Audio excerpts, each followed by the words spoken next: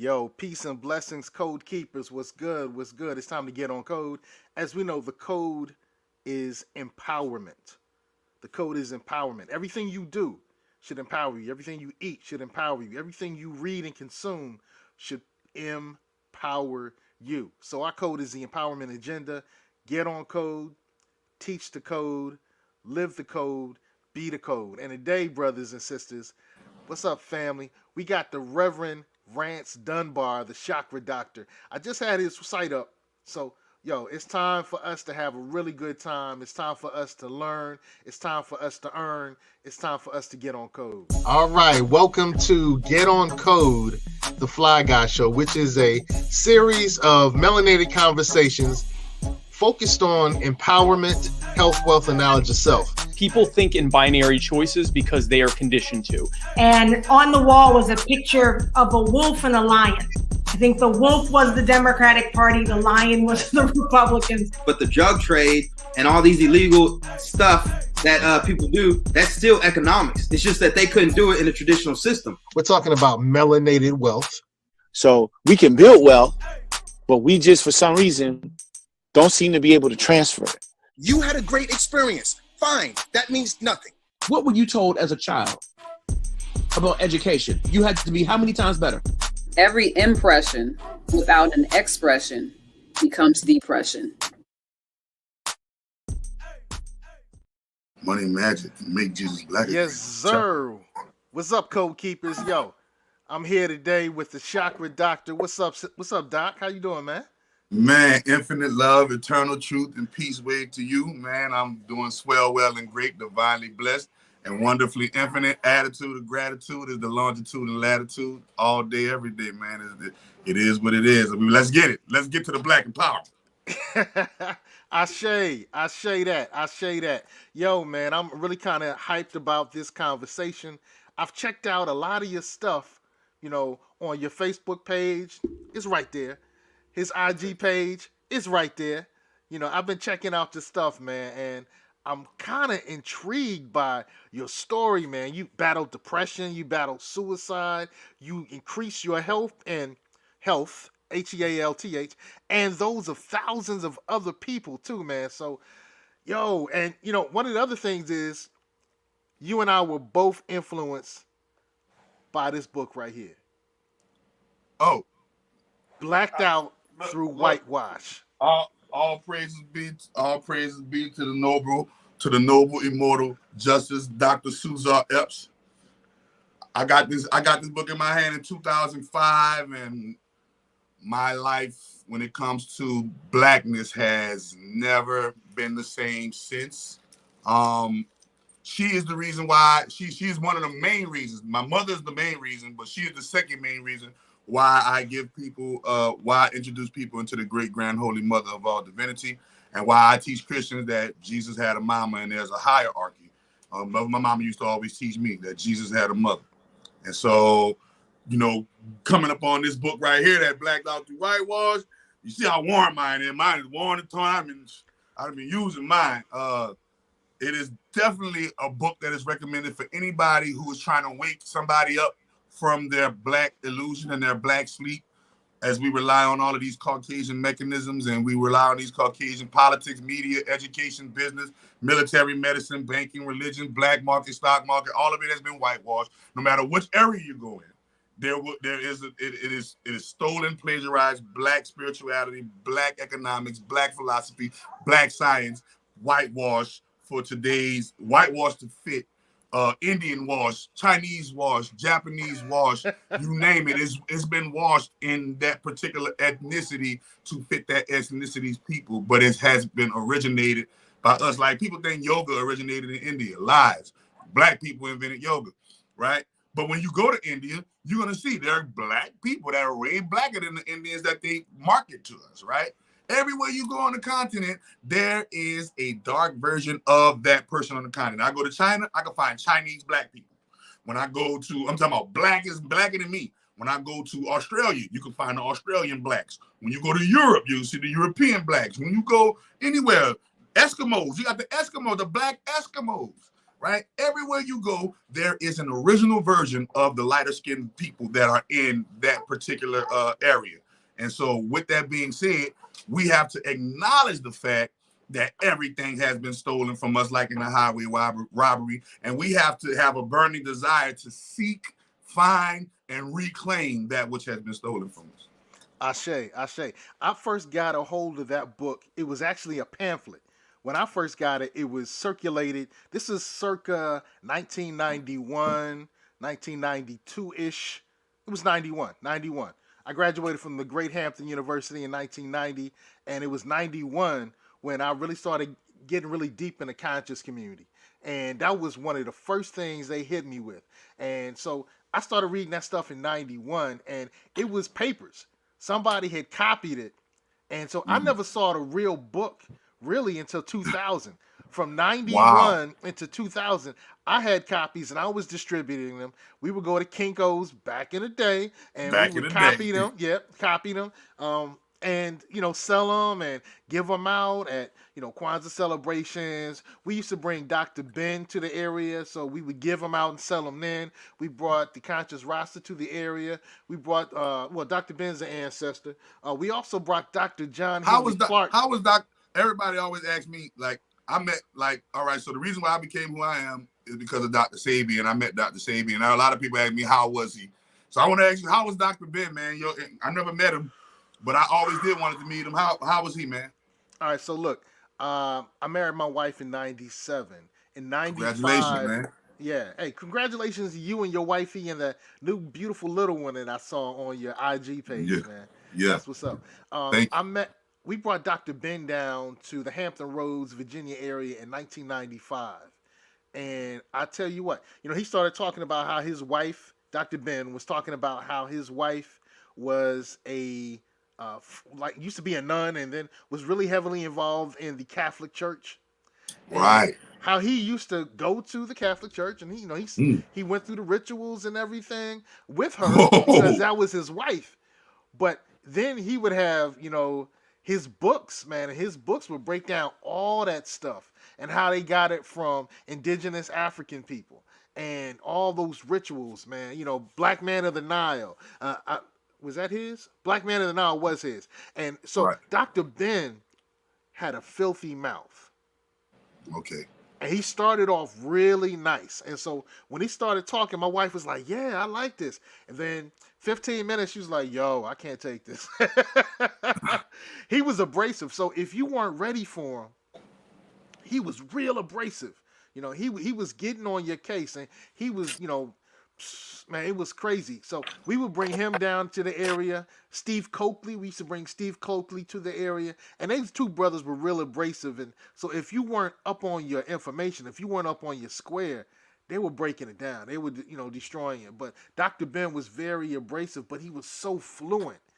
He would start talking, and then 2 hours later, you know, he would have made 40 points, and then he would come back to the original point. But he was really fluid, man. He was really fluid. So okay, yeah. That's how he was, man. Oh, Dave, man, that is definitely what needs to be. You know, we need that type of fire back in our leadership. We need that type of those type of old school engines. You know, these new school cars, they're easy to wreck. You know, they're easy to damage. We need those old school iron body, you know, engines that could go 500, 900,000 mile engines and stuff, you know. You need that Ford Tough, you know what I mean?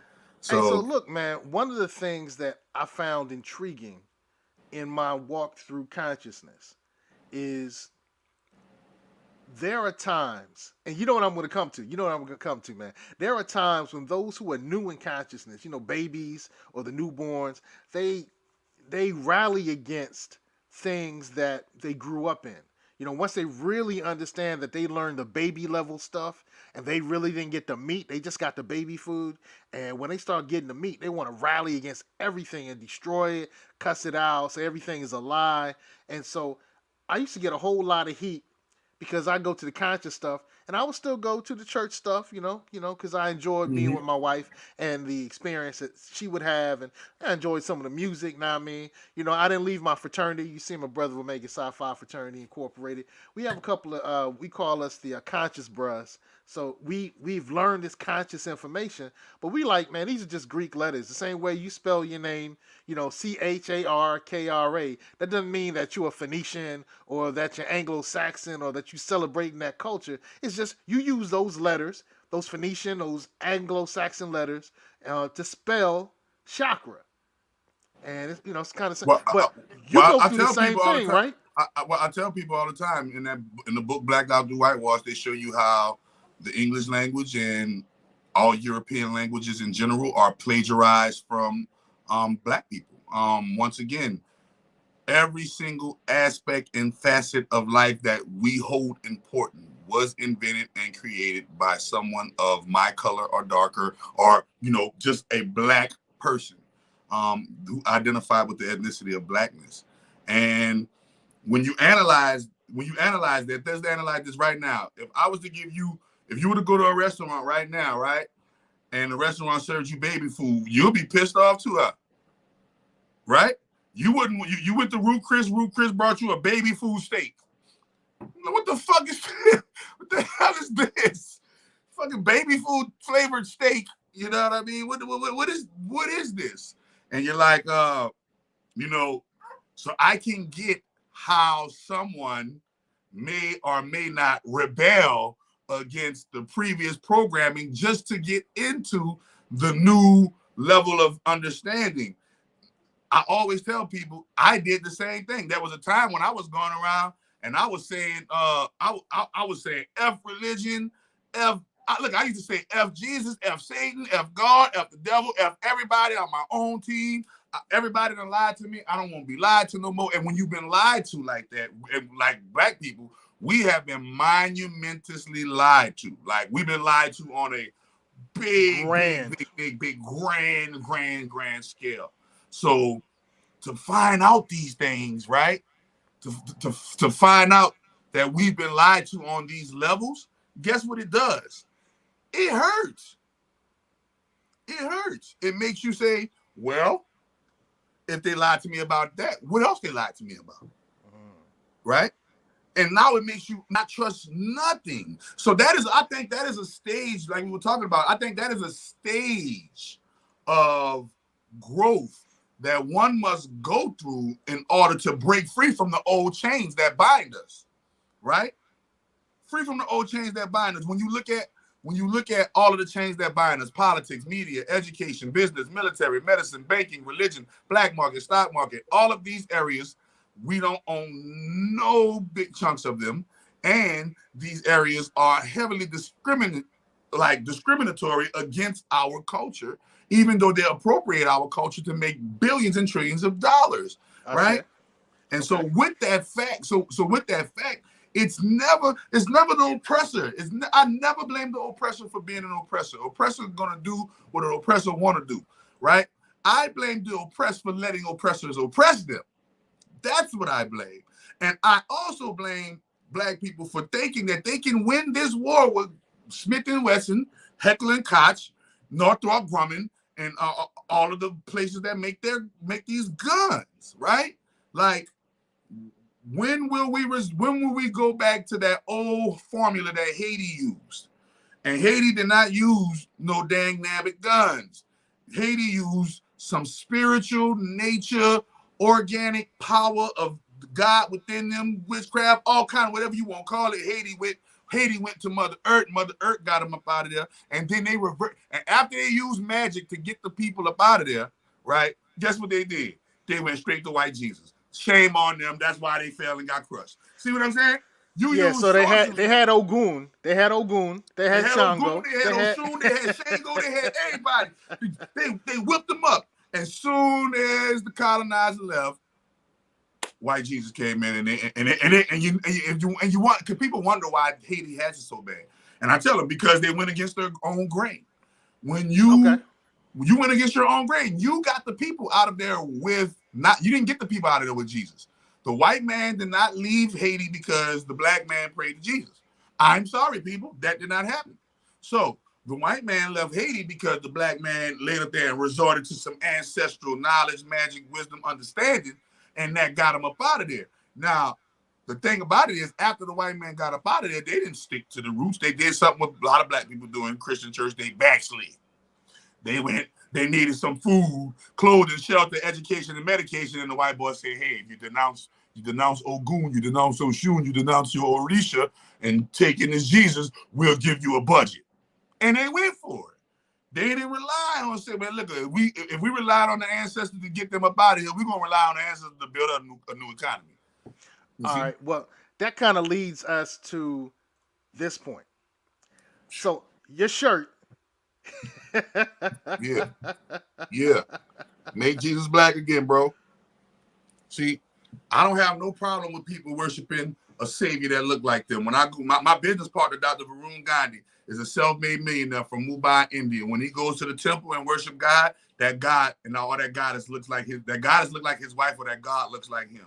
When the Hispanic man goes to the Catholic church or goes to the church, he worships a deity called Jesus. Jesus looks like him. When the white man goes to the Catholic church or goes to the Christian church, he worships a God that looks like him. When the Arab says Alhamdulillah and Bismillah Rahman Rahim, he's worshiping a God that image looks like him. We are the only, when I say we, because even when you go to Africa, you see African tribes that praise gods that look like them, like black ancient African deities, and you have some sprinkles of Christianity throughout there because of the colonizers. But when you look at them, they still can go to their ancestral roots and worship a God that looks like them. Now, the African, I don't even like to call us African American, simply because I know we're Native American, and my New Orleans roots proves it beyond shadow of a doubt. When I go to Mardi Gras, I see Indians, Native Americans that look like me.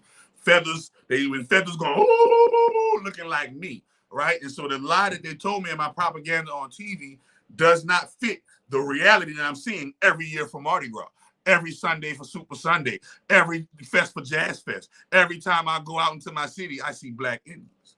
I see Indians that look like me. Native Americans, my best friend, his grandmother had two long locks, big old long, and they were the good hair, like black people like to brag on. The Indian had that good hair, but I know for a fact that my bloodline is Choctaw, Chippewa, Native American. When you look at the names of our states, a lot of our states are named after our Native American tribal heritage. Mississippi, that's Native American. Louisiana, that is Native American. Iowa, that is Native American. Wichita, Kansas, all of these places are original black Native American tribal lands that have been appropriated by invaders. Now, if you want me...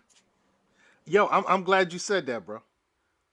I'm glad you said that. And we'll have a discussion about, what you see during Mardi Gras. When I went to New Orleans, I had a great experience where I got a chance to sit down with one of the historians, the New Orleans historians, who helped with the development of that Disney film that had The Princess and the Frog. So, and he also runs a voodoo museum there in New Orleans. And so I had a really good experience there. But we all know, man, since, J.A. Rogers, talked about they came before Columbus. So we know that there were people that looked like us who were indigenous to this country. Man, look, are you ready for this? Yeah, so but let me drop this real quick. Go ahead. If we use the term African American in this conversation, we're simply talking about American citizen of some level of everybody who got a social security number. Okay.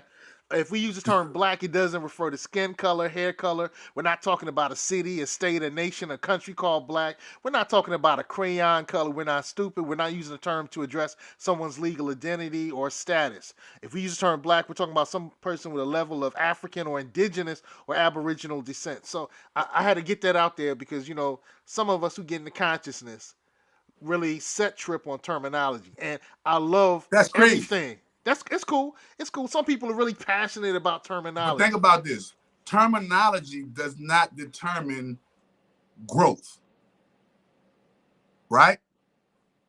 terminology does not determine growth. We have to get into the term of what makes things grow versus what makes things stay stagnant and not grow. And Doc, believe it or not, even though he's a charlatan and a fraud and he's been exposed, he does say some truthful things. And Dr. Umar said that this is called intellectual masturbation amongst the black people, right? And that you cannot pick a word or a phrase or a coin better than what Dr. Umar said, intellectual masturbation, because that's what we're doing. We are arguing and masturbating these different truths, these different knowledges, these different ethnic causes, right? And we're missing the whole purpose, that no matter if you're a Native American black, no matter if you're African black, no matter if you're Indian black, no matter if you're Australian black, European black, no matter Asian black, South American black, Greenland black, Eskimo black, no matter what black you are, you come from the universe, you come from the stars, you come from the cosmos, and that soul inside that body supersedes color, supersedes race, supersedes sovereignty, supersedes ethnicity, nationality, race, gender, creed, religion, and all of the things that we tie to our lives. We tie these titles to ourselves, and these titles weigh so much weight, we forget that we can let the title go and just fly and be and be us, right? So the one thing I learned is everywhere you go, there is a melanated version of the light-skinned people that are there. So with that being said, I determined that black is not a color. No. Black is the source of all color. When I look at carbon, melanin, there is nothing blacker than carbon, right? There is nothing more. And when it comes to the sky, and I go out in the sky right now and I go stargaze, there is nothing that is superseding the blackness in the sky.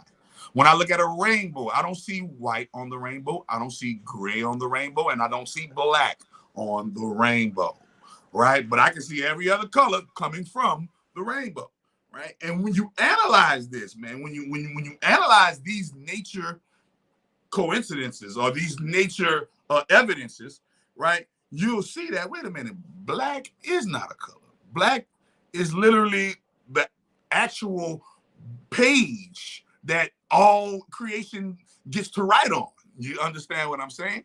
And so, to call it a color is to call it a color is to do it and give it and rip it of its power, because the source of color is basically exempt from the status of color, because it's the source of color, meaning any color black can make. Black can make any color. Therefore, remember, they tell you when you learn in Nation of Islam, you learn in more science, they tell you there are 46 shades to the black man. That represents your 23 chromosomes that come from your mama, the 23 chromosomes that come from your dad. Boom, that's 46 right there. Your 46 chromosomes. 6 plus 4 is 10. Knowledge born. You already know. Knowledge cipher. Sorry. Knowledge cipher. We already know. Cipher. You already know. Knowledge cipher. Right? So peace God. Peace God. We already know. So we already know the terminology, right? But they got a lot of people who are food and actually think black is an actual color, right? So I always tell people, when they say, what are you? I say, first and foremost, I'm God. I am God. The Bible says that I am God in Psalms 82:6. Jesus said that I am God in John 10:34. The kingdom of heaven is within. God lives within the kingdom of heaven. Seek ye first the kingdom of heaven. That means seek ye first the kingdom of God. And if God is within and you're seeking the kingdom of God, you're supposed to be seeking inside of yourself. If you're seeking inside of yourself, it's nothing but black. Right now, all of your organs that are operating inside of your body are surrounded in darkness, blackness. Everybody. I don't care what color you are. Your heart is beating in the dark. I don't care what race you are. Right now, your organ, your liver, and everything is rumbling in the darkness. And when I put a seed into the ground, it goes into the black soil. It's pitch black. They can't see nothing. And the seed has to grow beyond the darkness and let there be light. Boom. And it was so. So the Bible shows you the process of darkness, that how much, matter of fact, the Bible shows you so much how darkness is needed. It shows you that God and the devil work on the same team in the book of Job. Woo, woo, In woo, the- woo, woo, woo, woo, woo. In the book of Job, it shows you. I keep telling you. I keep telling you that we are oxymorons. How On one Sway? hand, black people give power. Ready? On one hand, black people give power to Jesus, power to power to God, and that power, one of those powers that they give to God, is called omni, omnipotent, omnipresent, omniscient. Right? So, if a being is omnipresent, that means that being literally exists within all. Everything. Everything, the good or the bad, the devil is included in that all. All right, Now, so Sway, like Sway, how Sway? On some of your posts, you've mentioned that Jesus and Lucifer are the same being. synonymous. So The same in Revelations, Jesus and Lucifer are synonymous. Remember, you look at the first half of the Bible is called the Old Testament for a reason. When you analyze the Old Testament, what goes on in the Old Testament? What God doing in the Old Testament? He murdering, he destroying, he killing. He let his prophets steal. He said, "Thou shalt not covet thy neighbor's wife." David go and kill Bathsheba's husband and steal his wife. He said, "Thou shalt not kill." Jawbone go. Samson go kill 10 men with the jawbone of an ass.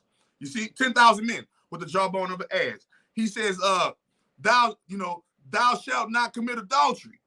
Look at Noah sleeping with his daughters. Right? It shows you time and time again how the Old Testament God is doing a lot of evil things, but we're calling it godly, right? How can a God tell you to go sacrifice your child and you still consider that a godly thing? But then when you look at the New Testament, and there's only one mention of Jesus, aka Lucifer, in the Old Testament, and it's Isaiah. And it says, "Oh, Lucifer, how have you fallen from the heavens and weakened the nations," right? Now, I tell people, that is the story of man.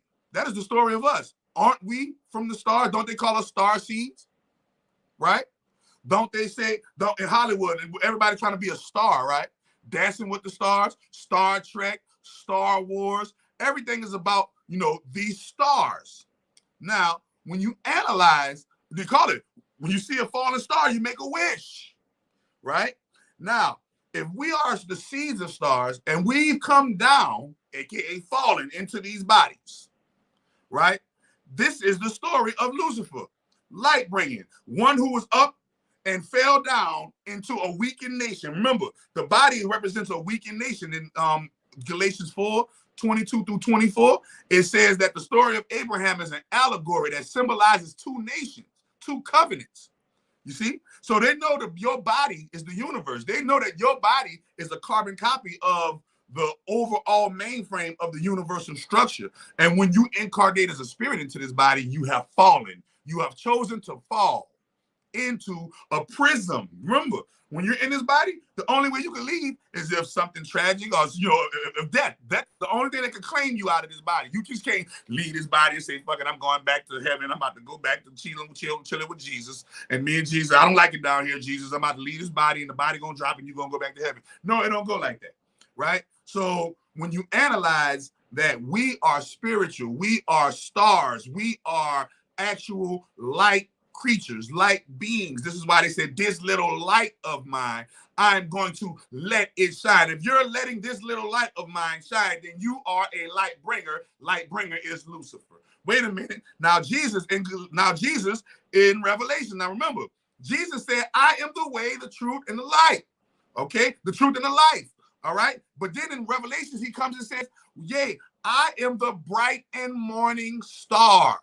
Jesus says it out of his mouth. "I, Jesus, am the bright and morning star." If you are a bright and morning star, that means, once again, you are Lucifer. Now, when you look at the New Testament, the New Testament is all about forgiveness. Barely nobody get killed. The only person that get killed is the Savior. Remember, Matthew, Mark, Luke, and John starts off with the Christ directives, and all of the other books after that are reconfirming the Christ directives, the story of Christ, how he walked, how he talked, how he moved. Right? And you never really see God on no murderous wrath or anything like this. You see him healing the sick, feeding the poor, giving knowledge, wisdom, and understanding to the deaf, dumb, and blind, right? And so the First Testament or the New Testament or the Old Testament shows you the devilish side of God, and then the New Testament shows you the godly side of God. And they are basically, it's up to you to choose which one will you pick. This is what church is all about.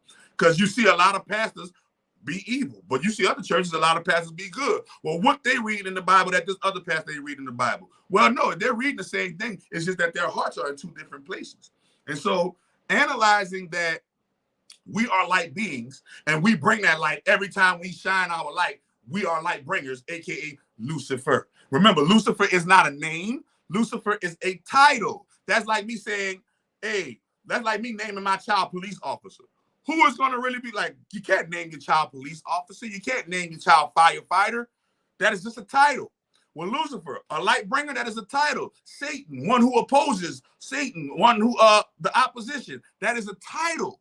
But now when you get into real Hebrew doctrine and what the Bible was plagiarized from, from Hebrew to Greek to Latin to English, right?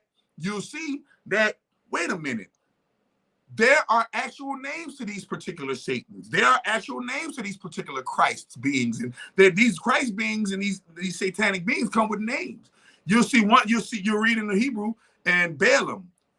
Balaam was a supposed prophet of God in the Bible. That the talking donkey, stopped him from being killed by the angel, right? But when you look in the craft, Balaam is a demon. You see what I mean? So how can we take a plagiarized version of our African spirituality and call it the absolute overall truth? No, it's just a piece of the truth that's been spliced from our source, original African, Native American, whatever you like to call it, creation. And once you analyze that Jesus, the devil, God, everything is all the same thing. I tell people, God is omnipresent, omnipotent, and omniscient. If you're omnipresent, that means you dwell within all. The devil is that part of that all that you dwell in, right? If you're omnipotent, that means you have power over all, right? And control over all. That means you definitely have the fall falls back on God's shoulders again. Because now he has another power called omniscience, which means you know all, past, present, and future. You know what's going to happen before it happens. So when you created the devil, you knew the devil was going to turn on you, and you knew this game was going to start off as a game for the human soul, right? And the book of Job shows you that. The devil and God makes a bet. They actually make a wager against Job's loyalty in life and which Job is going to choose. They say, we're going to persecute Job. And this is why y'all got jobs right now. Everybody, the reason why y'all got a job is because of the book of Job in the Bible. And the reason why the job puts you through so much hell, because that's what happened to Job. They put him through all his hell, and he still stayed down on the job. Still stayed down. They took everything from him, and he still stayed down. And that's what they do you at your job. They take everything from you. 10 years, 20 years, 30 years of your life given to this goddamn engine, and you don't even meet the owner of the goddamn company. And this is this is highway robbery of your energy, right? And so they show you time and time again how the God, especially in Job, how God and the devil work together, how Satan is an actual agent of the Lord. How you go look at the TV show Lucifer. They got a TV show on Fox called Lucifer. And Lucifer is not the bad guy. Lucifer is actually an agent of God that is in charge of hell for God. Well, you know the Hebrew pretty well. So in Hebrew, what does Satan mean? In Hebrew, Satan means enemy, opposition, or adversary. So it is a common noun, first and foremost. It's not a proper noun. It is a common noun. So the equivalent of Satan is today would be me, like the youngsters saying the ops. Like when you know them youngsters be saying in the rap, my ops, my opposition. Yeah. The ops stand for opposition. They're literally talking about their ops is literally the equivalent of saying my Satan. Right, right. Yeah, like that's the equivalent. It's a hindrance. It's a challenge. It's a challenge. It's a hindrance. And I tell people that God and Satan are one and the same being. Satan is just the side of God that challenges you. while God is the actual side of God that nurtures you after you beat the challenge, that gives you guidance through the challenge. So God gives you guidance through the challenge, while Satan is the actual challenger that's putting you through the challenge. So God, this is why they can show you on one shoulder. On one shoulder you'll have Satan, on the other shoulder you'll have God, right? One, the angel is whispering in your right ear, and on one, the demon is whispering in your left ear.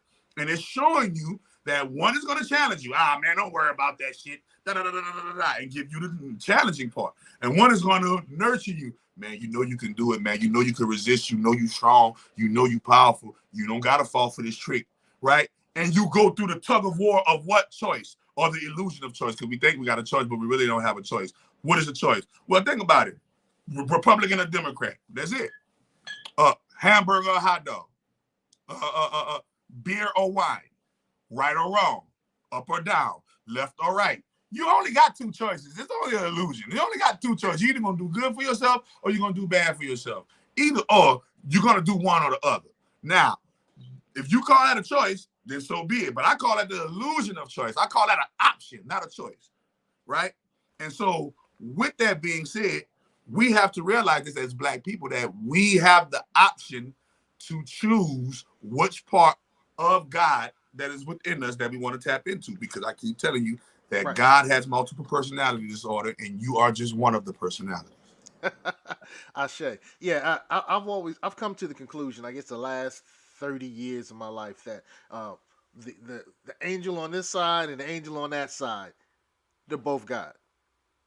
They're both Almighty. Because you can't spell Allah without spelling all. You can't spell Almighty without spelling all. So that's incredible. Go ahead. When you look at that, think about this. I keep telling you, you can't give God these powerful attributes, and then when it's time to exercise the imagination and wonder and see and analyze how God is using these powerful attributes, then you will resort back to your human cognitive dissonance and say God can't do that, right? So if I say that God, if the word says that God is omnipresent means it dwells within all. And so I tell people, why are you crying when God is the actual baby that's being killed and the actual baby killer, right? Why are you weeping when God is the actual person that is being murdered and the actual murderer? Okay, that's what omnipresence is. I dwell within all. So that means God lives inside of the pedophile, people. God lives inside of the whoremonger. God lives inside of the motherfucking evilest, the most evilest, treacherous person on the face of the planet Earth. God lives inside of them. The most evilest creature or being on the face of the planet Earth, God is living there inside of them, monitoring, watching, logging. The Quran in Islam, they say you have an angel that's jotting down all your good deeds, and you got another angel that's jotting down all your bad deeds. This is a symbology of God's consciousness recording whether you tapped into the part of God that is righteous, or you tapped into the part of God that is evil. Remember, the Bible says it in the Bible. God says he created good and evil. Remember this now. God says out of his own mouth that he created good and evil. Good and evil, I created this, said the Lord. Watch this here. God, ready? Here you go. And it's Isaiah 45, Isaiah chapter 45, verse 7. And God says, I form the light and create the darkness. I make peace and create evil. I, the Lord, do all these things. There go that word all again. So the Lord is admitting out of his own mouth with his own verbiage that, number one, I create good. So God ain't good all the time. So stop saying that in church. God is good all the time. It's a fucking lie. Because God just admitted it out of his own mouth that, and I create evil. I, the Lord, create all these things. Now, if you look at the word evil spelled backwards, and this got it right here, what we're doing right now, lie. Live. You look at the word devil spelled backwards, you got the word live. Look at the word love spelled backwards, you got the word evolve, and then add a VE, and you got evolve. When you look at the word God spelled backwards, you got dog. This is why a dog is a man's best friend, and this is why a human is a God's best friend. Okay? And analyze this word war. When you look at the word war backwards, you got raw. This is why I became a raw vegan, declaring war on acidic bodies, right? So analyze all of these, analyze the omnipotence and the omnipresence and the omniscience of the Creator, and you'll never be able to say, "Oh no, that ain't God's plan. Nope, that wasn't God's plan." Nah, everything is working according to the grand design of the Creator, God's plan. And once we get in tune with that grand design, then we become Christ-like. We become God-like, just like the Bible says. Like the Bible said. The Bible, and you wonder how certain people are able to get the religion and be so successful at it, and how other people get it and don't get it at all, and they're still just at the same place where they at when they started with the religion. Well, look. I want to also take this time to talk about this and to talk about this. That's Jesus. So we in just the talked to Jesus juice, right? We talked about the Bible. So on your website, we can find the affirmation Bible. So what I have on the below is your website and your direct telephone number. So if folks want to get in contact with you, they can catch up with you on IG. They can catch up with you on Facebook, FB, or what is it? Federal Chakra. Bureau. Remember, I tell people, remember they call it the Lamb's Book of Life. So I keep telling y'all the codes of the Bible. The codes of the Bible. They said it's the Lamb's Book of Life. Well, let's analyze Facebook, all right? And analyze sorcery and understand that Mark Zuckerberg is a CIA wizard, and the CIA are wizards, okay, that practice high magic and sorcery. Okay, so let's understand this. Facebook, it's called the Lamb's Book of Life. Okay. Right? Okay. Facebook has facial recognition technology. Everybody who uses Facebook, it's a book of faces. This is what Facebook, a book of your faces, facial recognition technology, right? When you analyze the Lamb's Book of Life, remember the Lamb is AKA Aries, the ram, the head. This is why I said God is the head and not the tail. This is why they call it the Lamb of God, right? The Lamb of God that represents Aries. Now, when you talk about the Lamb's Book of Life, you're talking about the head. Aries, but what's on your head? Your face. Hence the term Facebook. It is a book of literal faces, facial recognition technology. And everything starts, remember, I keep telling you, everything correlates and communicates with everything. All of the different algorithms. The Facebook algorithm communicates with the Google algorithm, communicates with the LinkedIn algorithm, communicates with the Instagram, and so on and so forth. It's a chain. It's a link chain of communication, and the whole overall purpose is to gain data so that they can predict your next move before you even know it, right?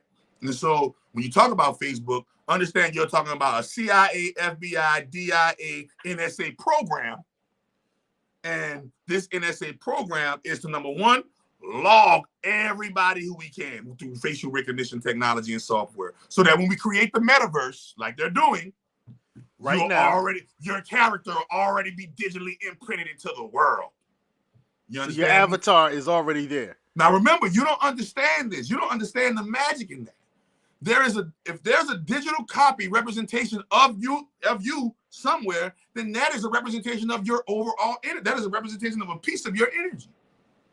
So now, you done got a Facebook page. You say, F Facebook, I don't want to do Facebook no more, right?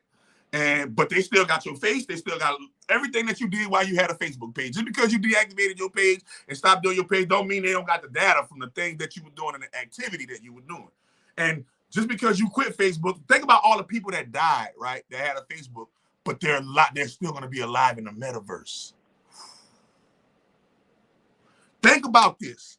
Okay, now these digital imprints or these digital representations are actual energy representations of you. Now, I keep telling people, y'all watch what y'all do on the internet, watch what y'all do on these multimedia platforms, because these are digital representations of who you are, and what happens in the digital world can and will manifest and come about into your physical world. You ever met, I don't know if y'all watching this right now, I don't know if y'all familiar with this, but have you ever been posting something, right? Or you ever been looking at something or like something, and that thing that you like or that thing that you posted or that thing that you looked at, all of a sudden you see it right down the street. all of a sudden it's right next to you, and you like, how the hell did that happen, right? And you don't Houseway. So the one thing we don't understand is RAS, the reticular activation system. The reticular activation system is the part of your brain that is able to filter out all of the bullshit that your brain goes through in the day and says, whatever you focus on the most, fly guy, then that's what I'm going to focus on the most. So if you ever notice, when you got a Honda, you probably started noticing Hondas a little bit more. Or you ever notice when you got a purple shirt and you became a Q-Dog, you probably been you probably been Omega Psi-Phi, right? You probably noticed and ran into more people that were with Omega Psi-Phi after you became a member. Before you became a member, you was looking for them. Where they at? Where they at? After you became a member, you started running to them like crazy because your brain now associates you with that thing. And whatever that thing is, your brain will seek that particular thing out because your brain thinks that's what you want. Right? Let me get you to hold for just a second. Don't move. Hey, what's up, Queen Stephanie? Yeah, this is going to be live. You can check this out on the Our Black Empowerment YouTube channel. You can also find it on the Chakra Doctor's YouTube channel. I'm sure he's going to post it on the chakradoctor.com as well. So this video, this live will be saved. Get on code. Get on code, baby. Get on. Well, she's already on code. I'm the guy, I'm the guy that writes magical algorithms and give them to people in their email and their life change, bro. I've been on code. You know what I mean? I always tell people, man, the game of life is all about code. It's all about the codex. Remember, it's called a code of honor, or this code, or you got to crack this code, or, light codes, or these different codes. Codes are just a sequence of numbers that unlock certain rewards within treasures and mysteries, right? Codes. All right, well, continue from where you were just before. Oh yeah, reticular activation system. So the reason why you may notice that, oh, I got me a Ford, and now ever since I got me a Ford, I know there's more Fords on the road, because your body and your brain says that this is what you're occupying yourself with at this time. So this is what we're going to focus and single out in the environment. And whatever we see it, we're going to bring it to the forefront of your consciousness. This is how your brain works. So when your reticular activation system is where Black people's reticular activation system, let's go. When you call the average Black person right now in the hood, if I call the average Black person right now, hello, and you ask them what you're doing, they're going to tell you what? Nothing. Just chilling. Right? Your reticular activation system, well, guess what? Their reticular activation system is going to focus on nothing and just chilling. Okay? And this is what you guys got to realize. This is why they said death and life is in the power of the tongue. And this is why, they always tell you that the words of your mind are the gods of your mind. And in the beginning, it was the Word was God, the Word was with God, and that Word manifested flesh. You think Bill Gates called it Microsoft Word for no reason? Or do you think that words hold more power than you actually think? And they told you sticks and stones could break my bone, but your words could never hurt me. But they never said, well, what your words going to do you. See, they told me that Fly Guy's words can't hurt me, and Fly Guy's words can't hurt me unless I let them. But they never told me about the self-talk and the things that I tell myself. That's what's going to hurt me the most or help me the most. They didn't tell me that. I had to learn that through trial and error. Right? Preach. About reticular activation system, always notice the trouble. I used to always say things like I got bad feet. And my feet stayed getting swollen and inflammation and things of that nature. I used to say things like I'm bad with names. And I never used to remember nobody's name. Right? I used to say, you hear a lot of Black people say I got bad nerves. And you see a lot of Black people are impatient. They don't know how to have a virtue of patience and kindness and compassion and all these things because they got bad nerves. We always throw these titles on ourselves as Black people. And then when these titles start manifesting in our lives, we say, oh, such a tragedy. He died too soon. Well, last time I checked, he made an album called Ready to Die, Biggie. You were supposed to die. Last time I checked, Tupac had an album cover with him crucified on the cross. You were supposed to die, brother. You crucified your own self. You see, when I go look at all of the rappers who died, and all of the rappers who died rapped about death before they died, and they died. Go look at all of the rappers who rapped about money, riches, and cars and clothes, and them motherfuckers is lit right now today. They cash money, bling bling, still bling blinging. What's the young Dolph Hoax? Okay, All right, I couldn't help it, man. You went there to hip hop. You started saying that Yeah. what you saith becometh. You Okay. were saying that you talk about dying and you die. So what happened with young Dolph? Because I understand from what. Go ahead. Let me shut up. I'm just gonna shut up I'm and gonna learn. tell you it's a hoax. Number one, the number one reason why I'm gonna tell you it's a hoax. You ready? It's simple. Go back and look at the Young Dolph footage and whatever footage you can find on the Young Dolph scene. And there's one key component that is missing from this scene that happens at every murder scene that has a shooting gun that shot that many times. And the one thing that is missing at this murder scene is blood. You can't find a scrap ounce, milliliter, nothing of blood at this scene, and he's supposedly been shot 22 times. You know that number, that sacred number. He was shot 22 times, right? At a cookie shop getting milk and cookies with a bulletproof armored car. You got shot 22 times. And then not only did you get shot 22 times, you go look at the window where he got shot at. They didn't even aim above 3 feet. They aimed their guns no higher than 3 feet. Look at the window. Young Dolph is 6 feet 2 inches tall. He's a tall man. If he's standing up in the cookie shop waiting on his cookie, that's what the news say. The news said he in the cookie shop getting milk and cookies. He in the black. Look how they try to defame a black man. He in the milk shop. He in the cookie shop getting milk and cookies and got blamed. You see how that go? That's what they try to paint. They try to paint this image of black death all throughout our consciousness so that we can accept that no matter what we do in life, black people are going to die. Even our rich people die. Look at them. Even our rich die. Now, look what happens. Young Dolph, go look at the scene. There is not 1 ounce of blood. Red flag number one. That was the red flag number one. You ready? You might not like this, but that was the red flag number one I seen in the Malcolm X case. Go back and look at the Malcolm X murder. There is not 1 drop of blood. He got hit with bro, I've come from the streets. I am from the trenches. I've seen people get their head blown off right next to me. Blood everywhere. So much so, bro, one dude got shot. I'll just give you this one example. One dude, when I was in the hood, got shot at least 20-something feet away from me, and blood still made it to my side of the street. Ooh. The blood splatter still made it to my side of the street. You're saying that Young Dolph got hit 22 times with a Draco AK-47, and you don't see not 1 ounce of any kind. You don't see not 1 chunk of hair, a piece of hair, body, nothing. You don't see nothing. All you see is what supposedly is an arm, a black arm hanging out a window. Now, wait a minute. Forensic science tells me that when a person is surprised, because they say he was in his phone, he was in a shop on the phone with his friend, and the gunman ran upon him and surprised him, right? When you're surprised and somebody's shooting at you, you're going to run away from those shots. You're not going to run towards the window so much so that when you drop and your body hit the ground, your arm is going to be hanging out of the window like a movie prop.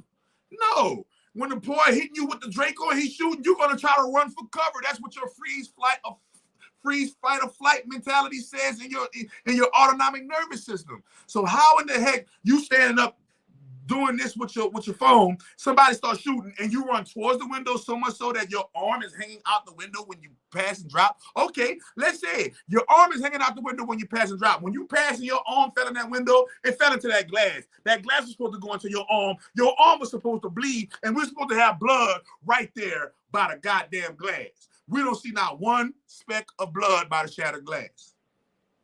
A crime scene, a murder scene without blood is not a murder scene. It is a hoax. Period. And there's nothing on God's green earth that you can tell me that will make me believe. Go look at Alpo scene. Alpo just got murdered, right? Why is there any blood from the truck? He got shot. He's supposed to be got shot 16, 17 times. Where is the blood leaking out of the truck? They were supposed to go look at King Vaughn's scene. King Vaughn got shot. No blood in the parking lot. Go look. Go look at Mo 3's scene. Mo 3 got shot. Can anybody show me the blood from Mo 3's scene? Can anybody show me the blood from King Vaughn's scene? Can anybody show me the blood from Young Dolph's scene? Can anybody show me the blood from any Can anybody show me the blood from Tupac? Go look at Tupac. See, you don't see not one speck of blood. He got shot. Oh, your boy supposed to got grazed in the head. Where's the blood? No blood. Every time you look at these cases, look at Nipsey Hussle. Go look at the Nipsey Hussle. Nipsey Hussle got shot 6 times. He does not have no blood on the scene. Go back and look and rewind the tape. You are living in the age of the information era. All you gotta do is rewind the tape and analyze pixel for pixel. No blood, no crime. But guess what happened though? Because of Young Dolph's, because remember, his name was Adolph. His name was Adolph. Let's get this clear. His name was Adolph. His cousin, Juice WRLD, just died a year or 2 ago, quote unquote. We didn't see nobody with that. We ain't see nobody. We ain't see no funeral. And that's another thing. You see the funeral, no open caskets. You see these funerals? Whitney had an open casket. Remember Whitney when Whitney died? Everybody took pictures of Whitney. They didn't do that with Michael Jackson. They didn't do that with Kobe Bryant. They didn't do that with Tupac. They didn't do that with Biggie. They didn't do that with. Come on, go name all the people who died. Go look at all of the telltale signs of abnormalities of funeral. Not one had an open casket. Nobody can say they had a picture of Biggie in the casket. Show me one picture. Show me one picture of Biggie in the casket. Show me one picture of Tupac.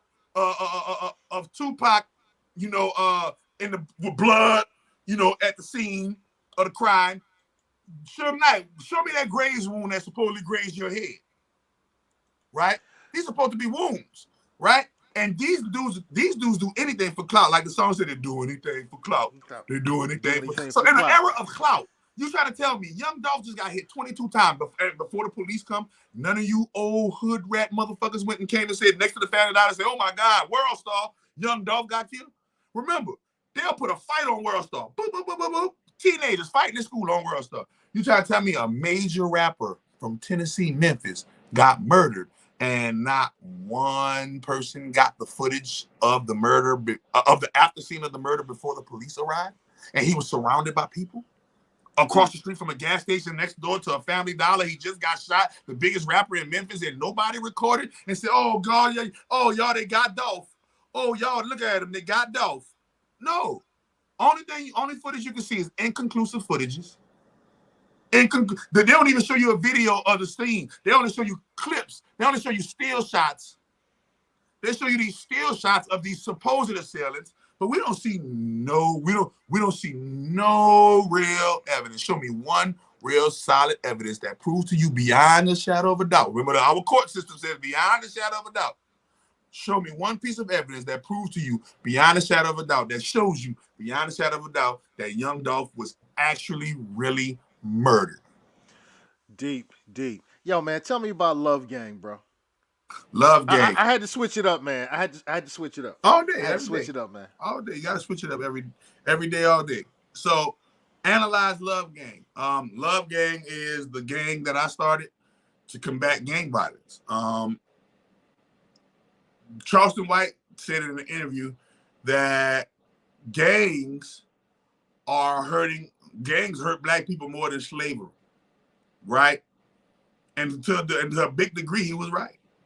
Gangs are killing more black people than slavery. You look at what's going on with the number rate in the Chicago gangs, the New York gangs, the California gangs, and all of these gangs. Gang violence is the number one reason for black on black violence. Black on black crime is because of gang violence. Okay? Now, if you analyze the rappers that they let into these so-called gatekeeping rappers that they let into our forefront, all of them promote some type of a gang. Okay. All of them. Okay? If you look at what's going on, the police, the fraternal order police, that's a gang, man. Oh yeah, okay. It's I'm gonna let you talk. Keep talking, man. It's a gang. So I decided to start a gang based on love.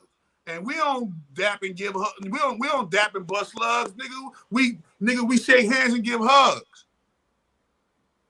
See, it take a man to hug another man and say I love you. It take a man. That's a real Christ-like being that can hug his fellow black man and say I love you, fellow black man. hug his fellow black woman, and protect his fellow black woman, no matter who she is. I don't care if she's not your mama, your crazy sister, your cousin. You see her getting done dirt, you see her getting dealt dirty in the street, you stand up for that black woman because that's your motherfucking race. Last time I checked. So love, gang, is all about loving yourself, loving your neighbor as you love yourself, and we put that on game. You know what I mean? So definitely. We put that on gang. Okay, On I gang. dig that. I dig that. Tell me about FCA Yoga, because I want to go through some of the things that you bring to the table. Everyone's going to love the information and your perspective, but you actually have product and you have services. So let's start with the services. Tell me about FCA Yoga, man. FCA Yoga is FCA Yoga is why I'm the chakra doctor. FCA Yoga, I'm the only black man to date on log right now, and it's patent on record, to create his own yoga. Everybody else are practicing a yoga that some other ethnicity outside of black is laid claim to or laid ownership to. FCA Yoga is a guided meditation that activates all 29 of your chakras coursing throughout your body as a physical representation that the chakras are real. And FCA Yoga is what I use to, number one, turn my life around for the greatest and for the better. And then number two, I take my life around for the greatest and the better. And then number two, oh, wait a minute. You gotta pause that. All right. I think it's playing through the thing. All right. There you go. Heart chakra activated. And so that's the that's how I became chakra doctor, those chakras, right? And yo, that's dope, man. I just gotta stop you. That was dope, man. I just went to the site and I started getting that energy. If you look at the movie Doctor Strange, that's what the whole movie about is, Doctor Strange, the chakras. If you ever watched the TV show or the cartoon anime Dragon Ball Z, that's what those 7 Dragon Balls are about, the 7 chakras. The reason why God created the earth in 7 days, because those 7 days represent the 7 chakras. The reason why they got 7 heavens, because those 7 heavens represent the 7 chakras. The reason why 777 is the lucky number when at the casino when you hit the jackpot, because those 7s represent the chakras. The reason why 7 is the letter of God and the G in the alphabet that represents Freemasonry is because that shit represents the chakras. Okay, and the keyword to chakra is Ra, which shows you, once again, black people. Black people invented Ra. Black people worshipped Ra, and chakra is a splice of that original worship and reverence and homage that black people used to give to the sun. We used to call the sun, white people call the sun sun. We never called the sun sun. We used to call the sun Ra. Feel me? So we used to call the sun Ra, right? And chakra represents and it stands and it literally means a circle of light, a sphere of light, or a wheel of light. When you look at the Most High in the sky, the sun, it is a circle of light. When you look at the sun in the sky, it is a sphere of light. When you look in the sun in the sky, it is a wheel of light. Chakra. What does the word church mean? Church means circle. Oh, well, church means church. A circle of believers. Circle of believers. Yeah. Yeah. Circle of energy. Yeah.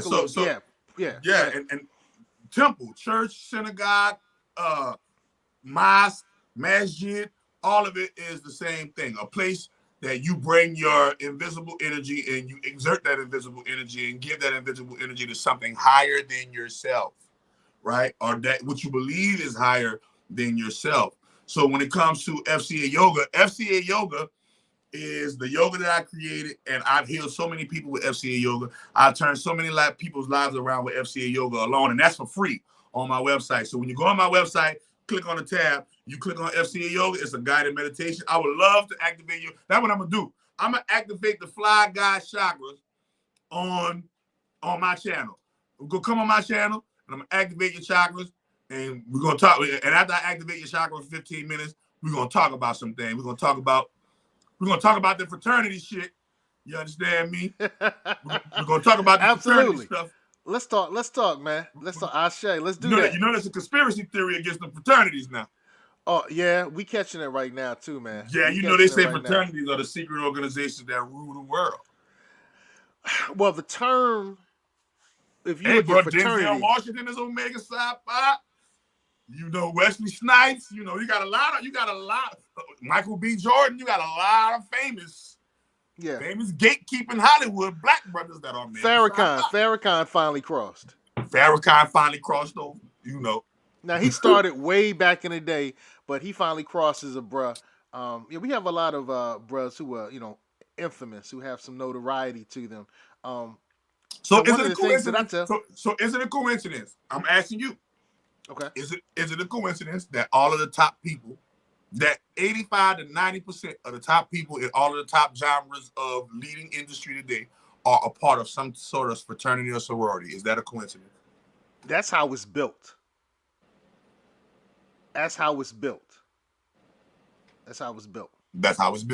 And so I tell people this all the time, all demons ain't bad and all angels ain't good. You know what I mean? I tell people that all the time. All demons ain't bad, all angels ain't good.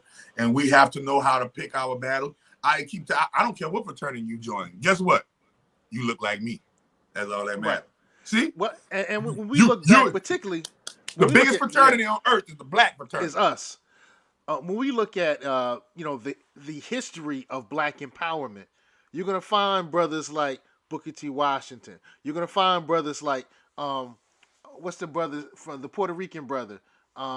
He has a museum in New York City named after him. Oh, I don't know. He's the one that he created the term Afro-Boricua. Or Afro-Latina or Afro. Right. Okay. He created Afro-Boricua because one of his teachers said that the black man has never created anything. And he said, well, since I'm black, soy negro, I'm going to study it. And he found all this stuff. He left Puerto Rico. He came to the United States and he started hanging out with Carter G. Woodson, who's a bruh. He started hanging out with Carter G. Woodson. Now, this brother, I can't think of his name right now, man. He's a Kappa. And then you're gonna find. So what is your opinion? I want to, as much as you can disclose. I know, I already know how politically correctness goes. I know how political correctness goes, man. I'm so glad I forged my path through, high sorcery, and I can say whatever I want, and right. But even then, I still don't say whatever I want because I know YouTube has metrics and everything has an algorithm that reads the codes, right? And when you in your parents' house, you speak a certain way. When you in your own house, you speak a certain way. Exactly. Ashe, yeah. Ashe, exactly. So as much as you can, I'm trying to dig into your conspiracy theory mind right now, because that's that I am the world. I am the conspiracy theory. I don't even believe in conspiracy theories because there's no such thing as a conspiracy theory when I can show you evidence that proves it's real. Okay? All right?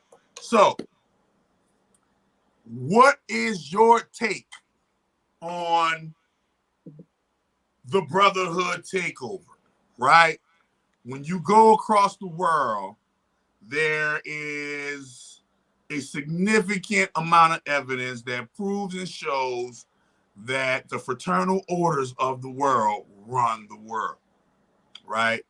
Mark Zuckerberg, he's a brotherhood member. Sergio Brin, brotherhood member. P. Diddy. Wherever you go look, either they honorary brotherhood or they got in straight through college brotherhood, right? Well, P. Diddy is not a part of the Divine Nine, so those are the historically black fraternities and sororities organizations. I don't know if he has. Wait a minute. The Divine Nine. Wait a minute. Yes. Wait, you're going too fast. Wait. You're jumping and the cow jumped over the moon. You can't do that. You can't jump over the moon. Yeah, we ain't going. Wait. So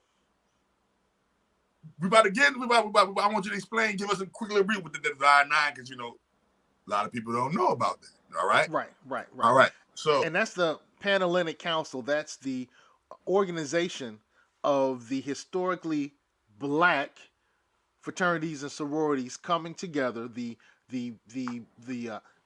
I hate to use this term boule, but if you will, but Yeah, the boule. We use that term. We use that term. We do use that term because we use Greek and we use Latin terms to describe the hierarchy. Okay. We describe the hierarchy. So all right. You pull together the alphas. So I'm asking you this question right here. I want to ask you this question. I just want to ask you this question. On a percentage scale, I can stay safe in this world right here. Okay. On a percentage scale, because I know there's two sides to every chessboard. I know there's the Jedi, I know the fucking dark side. You can't tell me fucking Star Wars. On a percentage scale, how much of control would you say that is actually, evil, real, just evil people, doing some evil things, or is it are people is it a misperception of the brotherhood? Is the brotherhood really? Are there parts and factions within brotherhoods that are actually meaning people good, or is it all, is it all like people think it is? What on a percentage scale, like on a percent, how much of it on a percentage scale? You ain't gotta say nothing else. Hey, y'all probably got about 30% right. Y'all probably got about 40% right. Y'all probably got about 80% right. How much a percentage scale does the conspiracy theory community, in your opinion? In my opinion. Only your opinion. This is not, this is just an opinion, just for entertainment purposes, because I love to entertain the people with what ifs. I love the 55. Right. I love Think and Grow Rich, and they had a part in the back of the book called The 55 Alibis of Old Man If. And like if was a fifth, I'd be drunk. If we was on a boat right now, who would you save? And just saying, the what if, right? So just on a percentage scale, if the conspiracy, how much? What's their percentage right versus that shit is just complete no. All right. I'm going to answer in two sections.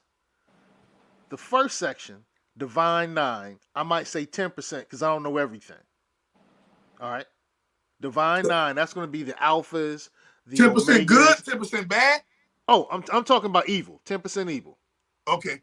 All right.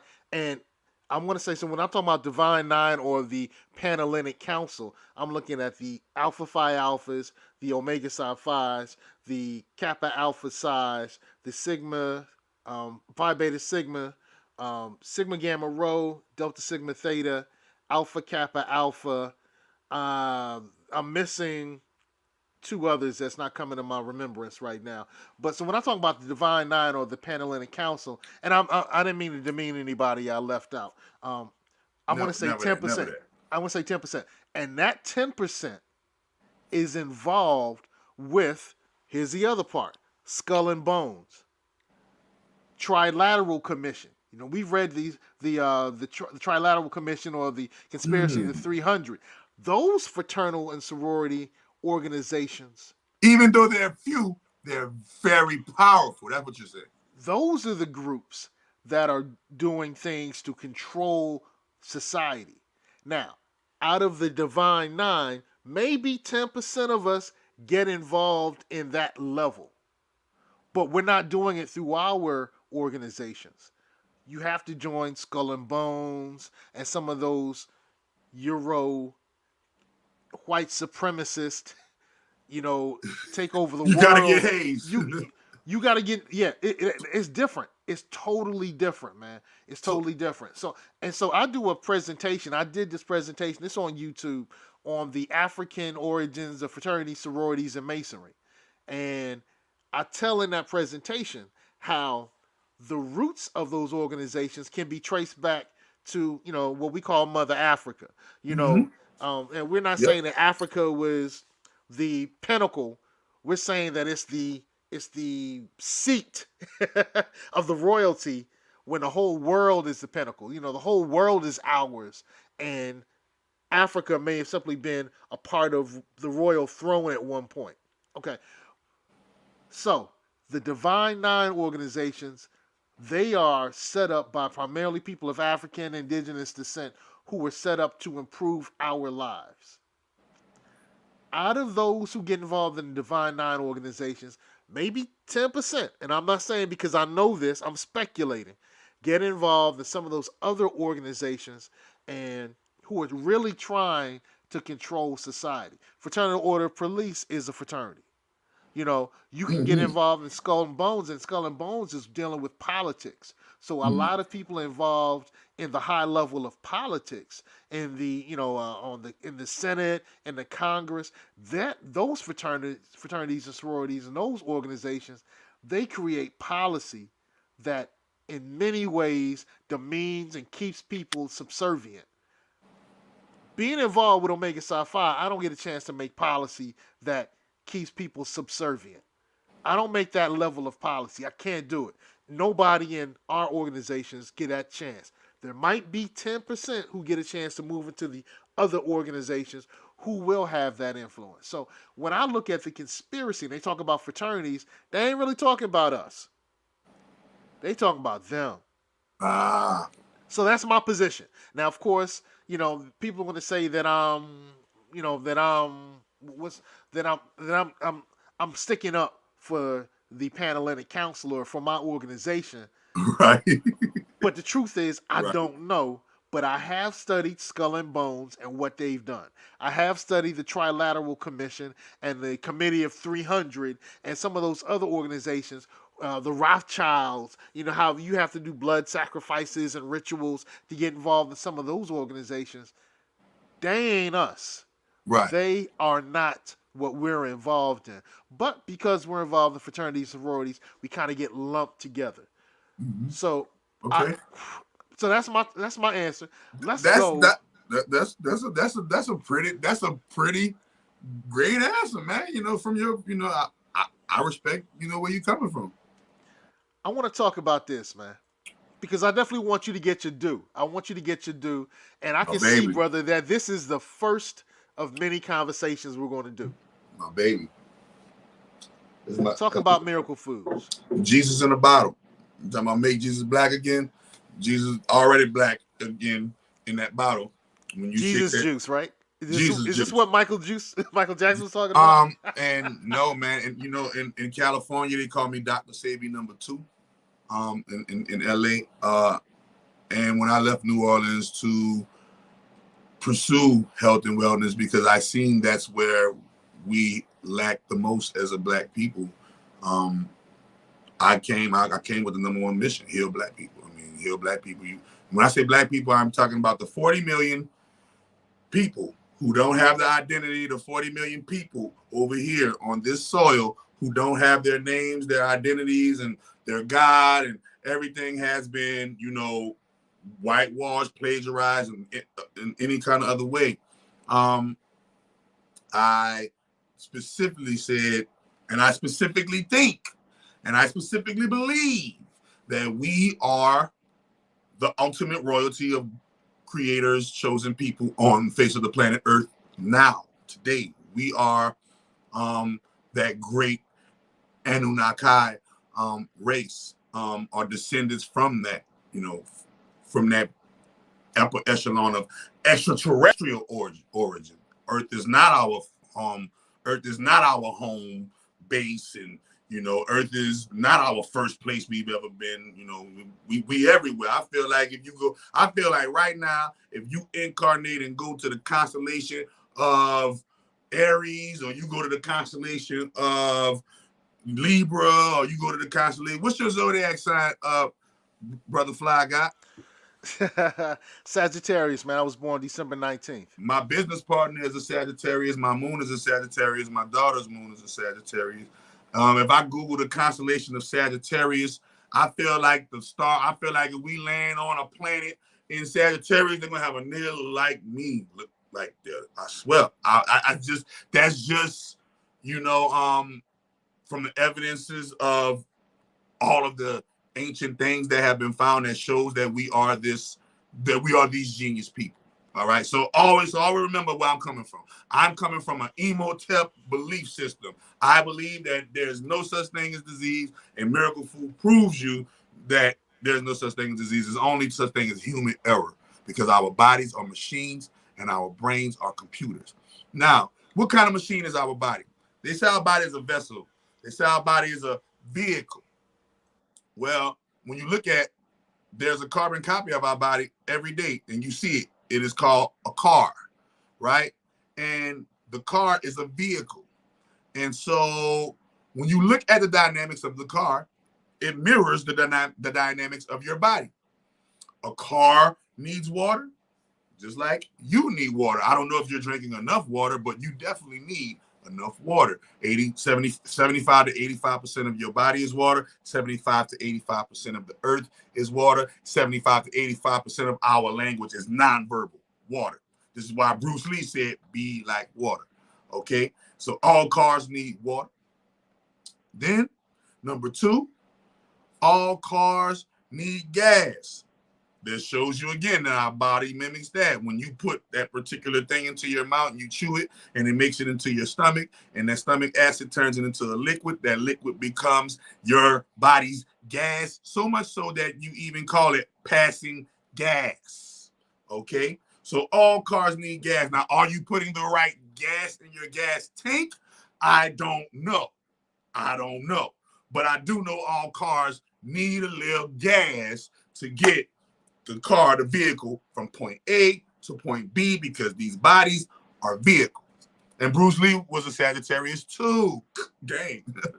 You feel me? So then when you look at that proponent, right? And then the third thing that all cars need is what? Oil. All cars need oil. But how many human beings wake up and intentionally put healthy oils in our car and say, I am taking this oil so that the mileage, the activity, the action, the road wear that I get on this car will be maximized, because I have the thing inside of my body that keeps everything smoothly running and no friction, no block up, no buildup. What? Oil. But the only oil that we human beings in America put into our body are the oils from fat foods, fried foods. That's the only oils we put in our body. The oils that are not natural. Moringa, black seed, CBD with no THC, and beetroot oil are found in Miracle Food, meaning moringa oil, black seed, high milligram moringa. It's not just any moringa. It's over 5,000 milligrams of moringa oil. You dig? You got your CBD with no THC oil. You got your black seed oil, and you got your beetroot oil. Okay? Along, and you see right there, it comes with a tea. Miracle tea. The tea is 9 different herbs. Everything ranging from Renusan to Damiana to Baldo to Canalita. It is amazing. You put those 9 herbs with these 4 superfoods, and that is a 13 herbal superfood combo that your DNA, your cells are going to love. This is why it's called an intracellular cleansing. This is why they call me Dr. Sebi #2, because Dr. Sebi was the first person to coin that term, intracellular cleansing and intracellular chelations. And after meeting him in 2014 and getting educated by Dr. Sebi in 2014, a few of his things and a few of his philosophies, I said, I'm going to tweak and do it Chakra Doctor's way. And so Dr. Sebi, all of the ingredients found in this regimen, you cannot find it in Dr. Sebi's arsenal, because I decided to forge a different path, because I know my body is a machine and my brain is a computer. What does it mean by brain a computer? Science proved that our brain holds 10 petabytes, P-E-T-A, petabytes of data, which means that our brain is walking around with 10 million gigs. gigs. Your brain is functioning on 10 million gigs. You ready for this?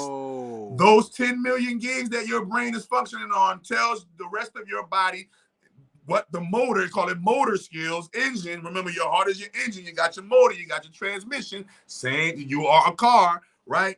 And now you got this. You look at all of these components of your body being a car, and you analyze yourself through that lens. But do we analyze through ourselves through that lens? No. But these 10 petabytes of data that is fueling this body, guess what? Your body burns gas. Y'all call it calories, right? And so every day they said 22,000 to 2,200 automatic, just for your heart to beat and for you to be alive, it is going to burn 2,200 calories or 2,000 calories, right? So automatically, you're going to burn 2,000 calories per day just because your heart is going nonstop. It is the only organ on your body that works nonstop and it don't have a day off. God don't play no games. And when you look at what powers a heart and make it keep going, right? But anyway, you put that oil in your body, and now guess what? Those same things that were getting clogged in your body are getting flushed out of your body, right? The same friction you used to gain. Now, this is profound information, folks. Take note. Yeah, all day. You feel me? And I've healed, and I'm just gonna keep it vague because I know YouTube got metrics. I've healed everything with Miracle Food. Everything, bro. That's why they call me Dr. Sebi #2. Over 35,000 bottles of Miracle Food sold, over 25,000 patients touched, and I started this in 2015. I started the journey in 2015. I incorporated in 2017, became fully incorporated in 2017, and me and my business partner have been getting it out the mud, and I've been proving to everybody that this method works. When you look at, and I remember, and that is a secure website. I have a no complaint record. Literally 7 years doing this. I don't have not one complaint. Nope, there's nobody that could come and tell you Miracle Food did not work for them. All right. Well, if I remember correctly, you were the first patient. You were the first person that you healed. Mm-hmm. You're a product of your product. So yes, let's go back just a little bit, just to give a little context. You were suicidal? Oh, going back to give a little context. Number one, I'm come from poverty. I come from suicide attempts. My mother died when I was 16 on Christmas Day. And I'm the only child of my mother and my father. And so that was my world. That was the day my world, fell apart, and my journey of finding who I am without her began. Right. And so being in that predicament and being in that situation, I learned how to error. Everybody is going to make an error. Everybody's going to make errors in their life. You're either going to make them early in life and then get the rest of your life right, or you're going to make them, you're going to get the rest of you get the life right first, and then you start making errors later. But you're going to make the errors, right? And so a lot of the errors that I made were following the wrong people, delving off into unknown magics without having my knowledge and my wisdom and my understanding up to par, so I couldn't be taken for a fool, right? Trying to commit suicide, addiction. Literally, I tried to commit suicide twice. Try to do it the pussy way. I ain't trying to do it I try to overdose on drugs and do it because I didn't want to shoot myself, or I'm not about to stab myself or shoot myself. I'm about to just, try to take me some drugs, right? Addiction, right? Homelessness, poverty. Like, I come from the worst of the worst. I come from beating recidivism, beating recidivism. And, I came home from jail, I've been home from jail going almost 10 years. No, never going back. That's over with and done with, because you learn from your mistakes. That's what the Bible says. The Bible says, when I became a man, I put away the childish things. So a lot of times you see people right now, They are doing childish things. And you can tell they're not men yet. So we're calling these people men, but they're not men. They don't even have no courses in training in manhood. They're not protecting, they're not serving, they're not maintaining, they're not sustaining, and they're not providing for the Black community. But we are relying on these so-called men who ain't doing nothing for us. So this is why I'm really hell-bent on, you know, hey, you know, what sense of it to have all of this Black wealth? What sense of it to have all of this Black everything if we are not trying to give this to one another? So that's the main thing I came with. When it, like, look at who lead the league in heart disease. We do. Who lead the league? Who lead the league in high blood pressure, cholesterol, diabetes? We lead the league. We are the LeBron James of this shit right now, and we got to get that. We got to get those numbers called down. And time and time again, y'all can check my testimonials out on the website. Y'all can, you know, y'all can call. Like I also give references. Like, hey man, can I talk to one of your customers or one of your patients who took Miracle Food, and I hook other patients up in other prospective states. You know what I mean? And I don't. There, like I've done it so much. It pains me to see. I'm gonna give you a story. You ready for this? Boom, story. You're gonna love this story. Boom, story. You know that website where the people who are got the STDs and all of that, positive singles, you ever heard of that website, brother? Nah, I've been married for a minute, bro. Positive Singles is a place, right, that they created. PositiveSingles.com is a place that they've created that people who are single and have STDs and sexually transmitted diseases, they can hook up and share, you know, get with each other sharing diseases.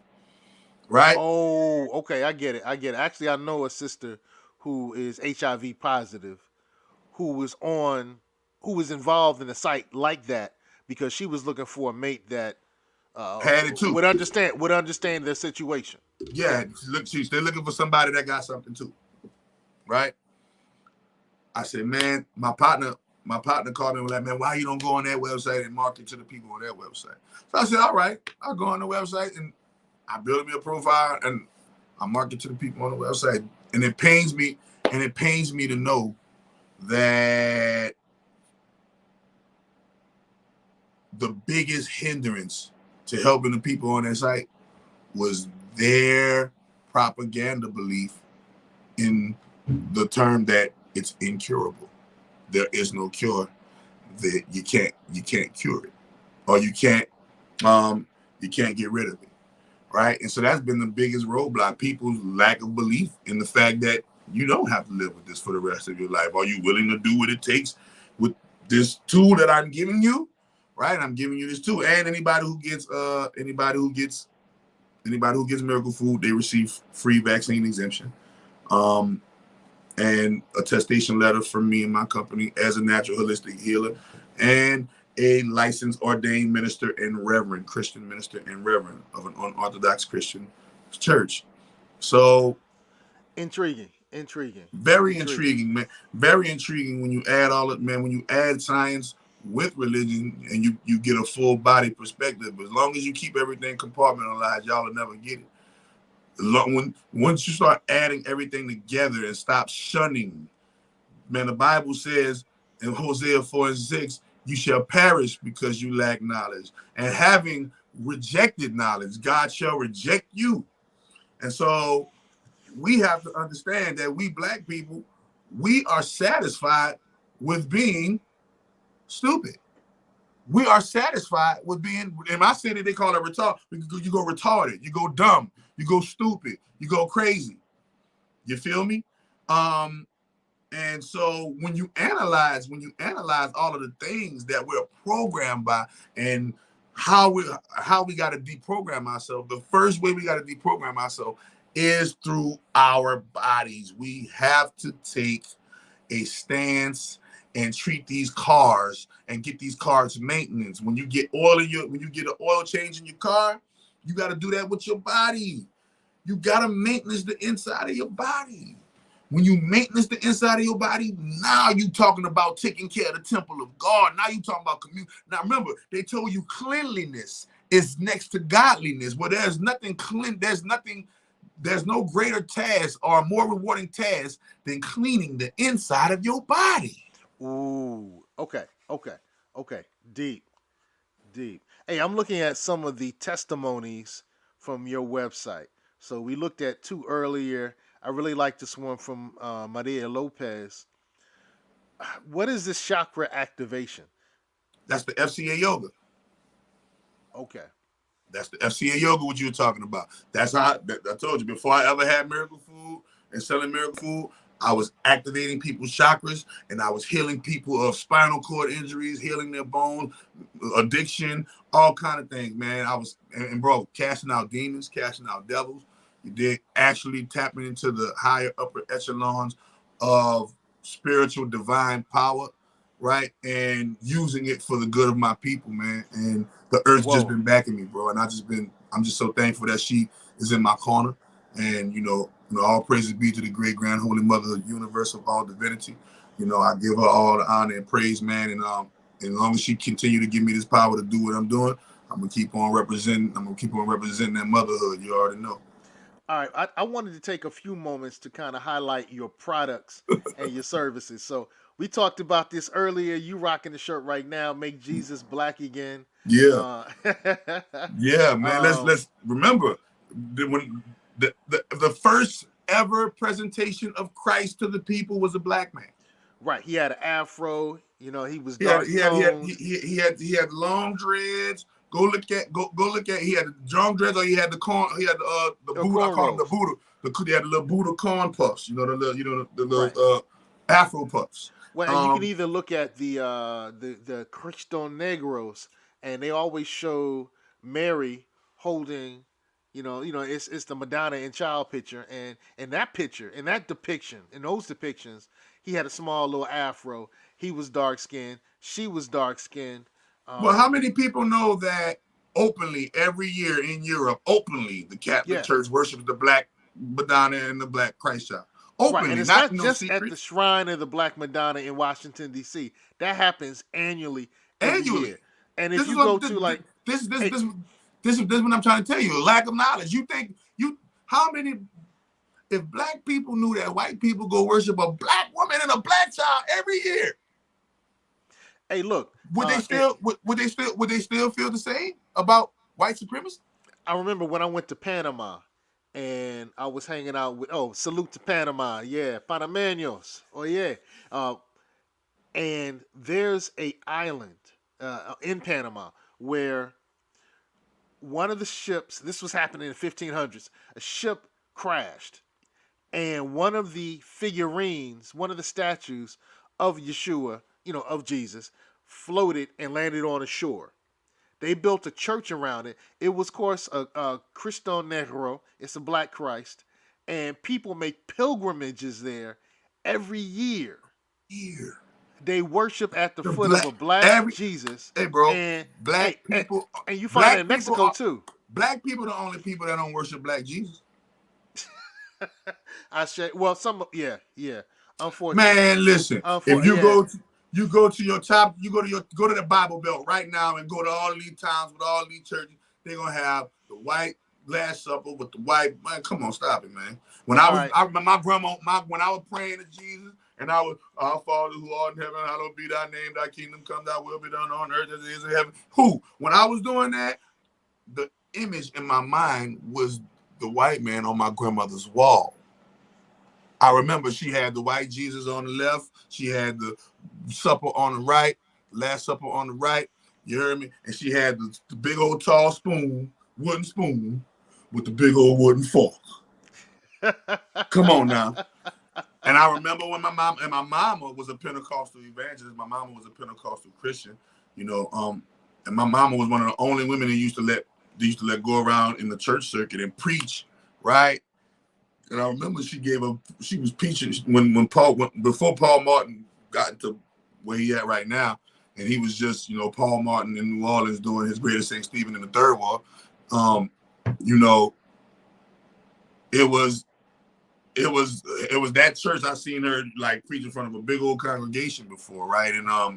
And this was a lady that preached to a congregation of Baptist Christians, and she And at home, I know for a fact she do hoodoo magic.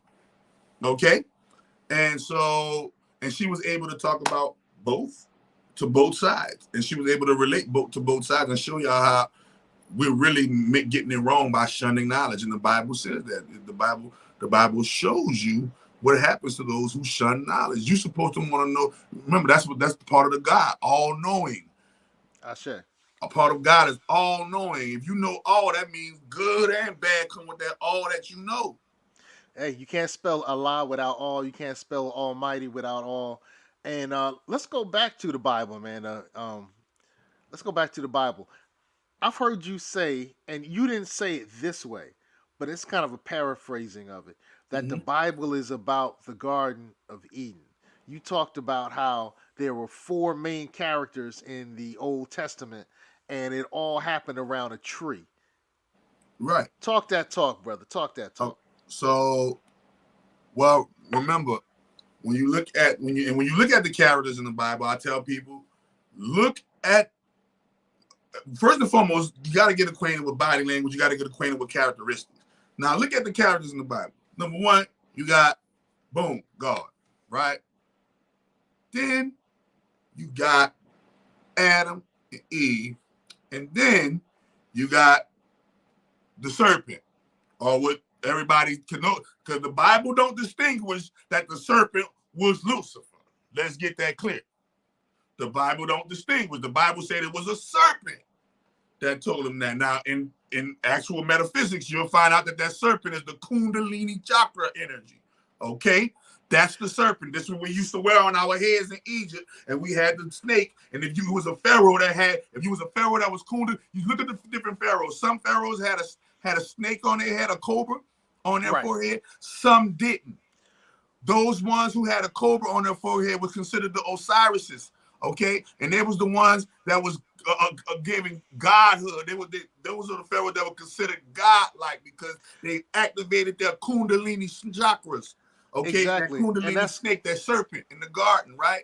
Yo, can I tap in? Open up your albums, your Earth, Wind, and Fire album, and look for the song Serpentine Fire.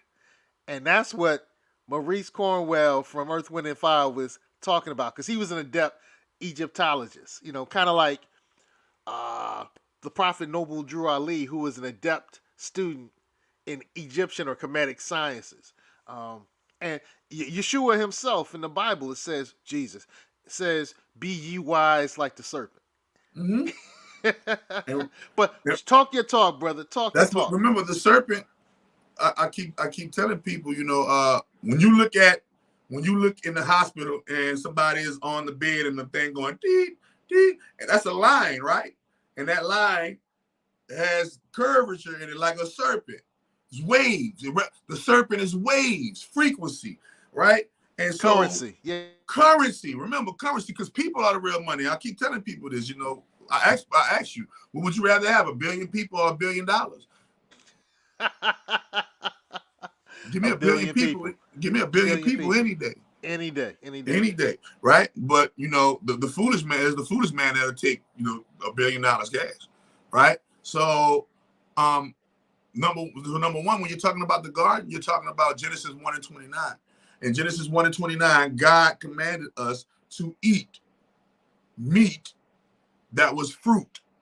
Okay? So it says in the Genesis 1:29, it says, to you in the garden, every herb and fruit that yielded seed, to you it shall be for your meat. KJV, King James Version, 1611, Shakespeare. Y'all already know what it is, the magic in that one. All right? Yes. And so he said, to you it shall be for your meat. So in the beginning, Genesis, remember, jinn, you talking about jinn, the jinn. Then you're also Isis.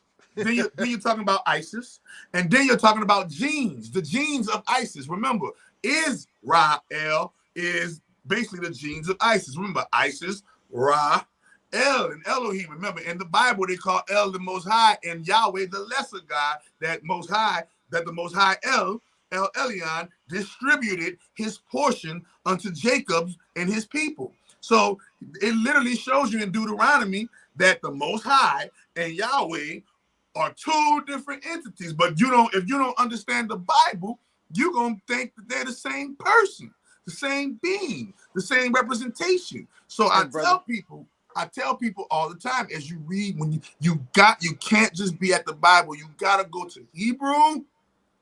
Understand that and understand what the name Yeshua mean, understand what the name Yahweh mean, understand what the name Yahweh mean, understand what the name Jehovah mean, understand what the names mean. Because y'all all pronouncing phonetics of 4 different characters. You can't say Jehovah and Yahweh are the same person when you go look at the Hebrew and it means 2 different meanings.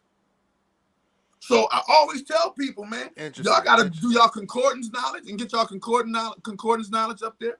And the concordance is gonna show you, wait a minute, the actual meaning of these characters and these names. And so the garden. Wait. For the uninitiated, what is a concordance? A concordance is I like to call it a big word encyclopedia that is specified for the Bible. Okay, you got Jewish Hebrew concordances, you got Latin concordance, like what it meant in Latin, because remember, you got to remember the Bible's travels. The Bible is a plagiarized book from Africa. Wait a minute. Let's show you what the Bible plagiarized from. See, they take our people's shit. Voila. They take our people's shit and they turn it into their shit. Okay? It's easy to find. It's easy. See, look, all of this is our shit. See? Hey man, you sound like a hotep now, bro. Wait a minute. No, look, I'm showing you. Look, this is not hotep. Look, this was written by a white man, bro. This is a white man using black hotep shit. Look, this was written. These books are written by white folks, bro. All these books I show you right now, these books are. I got white people's version of your black heritage. I've taken it back and appropriated it and used it wisely upon myself, like Blacked Out Through Whitewash taught me. So you're teaching black truths through white lips? No, I'm teaching black truth through black chip. I am the guy. You ready? I don't teach it through white lips. I just took these books and I show people, look at what they're doing with your shit. Why aren't you doing even better with it? This is your shit. This is not theirs. This is the plagiarized version of your shit. It's not even called a book of the fucking dead. It's not dead. Don't mean dead. No, it doesn't. All right. So I'm trying to show you. Look at the propaganda. This is your heritage, your birthright. Esau. See? I did think it was interesting how on your IG you do use a number of some people would call Albions, some would say Tamahus, but you would say Caucasians who were showing and proving all the truth that you're bringing to the table. So remember, because black people, and I tell people the reason why. So let's understand this: the reason why I became the Chakra that I didn't get popping in the black community. I already knew that we're under a spell of hating ourselves. Period. This is why all of the black rappers get killed, and because it's a big crab in the barrel hatred mechanism that is brainwashed in us. But we'll believe the Englishman, we'll believe the Indian man, we'll believe the Chinese man, we'll believe the Spanish man, we'll believe any other ethnicity besides our ethnicity. So when I was in California and I was walking and I go to a business meeting, I wouldn't even go to the business meeting first. My secretary, who was a white girl, will go to the business meeting. And they messed everybody's head up to see a white girl call a black man boss. You understand what I'm saying? When I pull, people don't understand that in order for me to woo black people in, I had to go around black people because black people don't like black people. Understand that in order for me to heal black people, I had to heal a whole bunch of white, Hispanic, and Indian people first, so black people could say, okay, he's a nigga that's worth something. And now I'm kicking it with my people. See, understand that we are gods and goddesses, kings and queens, and we come from a long line of lineage, and we now have been programmed to hate that lineage. We've been programmed to hate our genius from that lineage. We've been programmed to hate our heritage of spirituality and moral rightness and upward correctness, all right? And the fact that we hate all of these things means that if you're going to try to get popping with black people, remember that always we're talking about something this significant, like healing and healing their body. Not talking about just getting popping with no nails and some old bullshit. No, talking about healing their actual body of incurable diseases. If you're going to get popping on those type of levels, you're going to have to make sure that you are solidified in your, in all of your paperwork, and all of your connections outside of black folk. Because like I told you before, it takes black people a little bit while to get warmed up to black people who are doing something that's important. Okay, because they're not used to us doing things of this important. The level of importance of what I'm doing and all, and the level of power that I'm doing and all, rivals big pharma. Like I told you before, show me another black person outside of me who is giving people, especially the children, who is giving people Francine. We're gonna call it Francine. Who's giving people Francine exemptions? You understand me?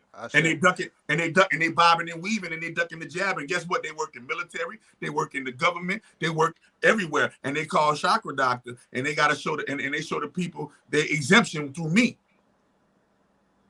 You see? Hey, let's talk about longevity equals empowerment, because the Get on Code show is focused on empowerment with a passion for black empowerment. We're focused on empowerment. So how is longevity equal to empowerment? Well, remember when you said earlier, when I said you've been on Positive Single, the first thing you did was spread out your longevity and say, oh, I've been married for 17 years, brother. Wait a minute. See? Soon, longevity shows experience. When you go to a job and they ask you what's your experience, they're asking you how long have you been doing. When your credit determines how long have you been good at paying credit. Everything. Remember, time is the teller of all tales and the healer of all wounds.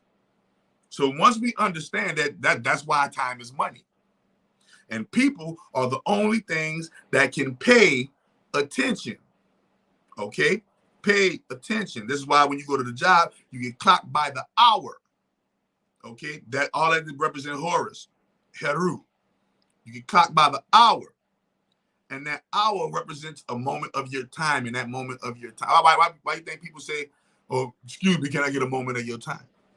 Because time is valuable. It's money. Okay? And longevity means long time. Long time means long money. You rich. Any questions? Wow. Next question. And this is going to get towards those capstone questions that I talked about earlier. How do we make intentional generational change? That's why I got into the health and wellness. The only way you can make intentional generational change is by focusing on yourself, your generation, your bloodline.